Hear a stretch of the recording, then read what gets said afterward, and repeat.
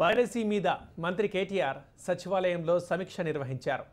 ఆన్లైన్లో పైరసీ ఎలా అరికట్టాలనే దానిపై సినీ పరిశ్రమ ప్రముఖులతో చర్చలు జరిపారు. ఈ సమావేశానికి సురేష్ బాబుతో పాటు ఇంటర్నెట్ ప్రొవైడర్లు, ఎన్ఫోర్స్మెంట్ అధికారులు హాజరయ్యారు.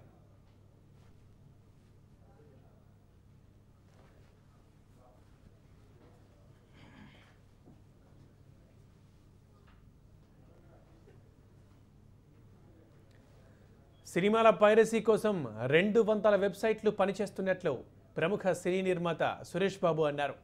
సినీ పరిశ్రమ ఎదుర్కొంటున్న సమస్యలపై మంత్రి కేటీఆర్ సానుకూలంగా స్పందించారని తెలిపారు. పైరసీ నిర్మూలనకు కొత్త పాలసీని తీసుకొస్తామని చెప్పారు. పోలీసులు, ఇంటర్నెట్ ప్రొవైడర్లు, సినీ పరిశ్రమ వర్గాలు కలిస్తే పైరసీని అరికట్టొచ్చన్న సురేష్ బాబు పైరసీ కోసం 200 వెబ్సైట్లు పనిచేస్తున్నాయని వెల్లడించారు. పైరసీ కారణంగా గడచిన 9 నెలల్లో పరిశ్రమకు 350 కోట్ల రూపాయల నష్టం వాటిల్లిందన్నారు.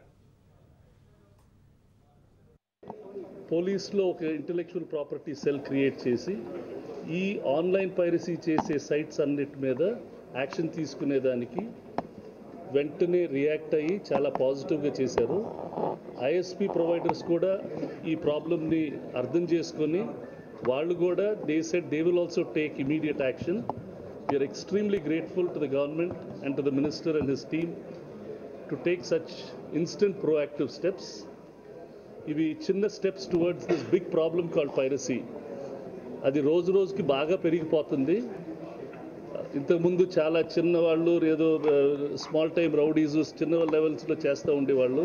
ఇప్పుడు ఈ క్రైమ్ బాగా ఎడ్యుకేటెడ్ పీపుల్, పెద్ద పెద్ద కంపెనీల్లో పనిచేసే వాళ్ళు, ఇంజనీరింగ్ కాలేజ్ స్టూడెంట్స్, సొసైటీలో ఉండే సోషల్ ఫ్యాబ్రిక్నే చెడగొట్టేసే సిచ్యువేషన్ క్రియేట్ అవుతుంది. దీనికి మినిస్టర్ గారు రియాక్ట్ అయ్యి is taken very positive steps. ఈ దీపావళి లోపలే very good action is going to be taken. We want to thank minister గారు and his team for doing this.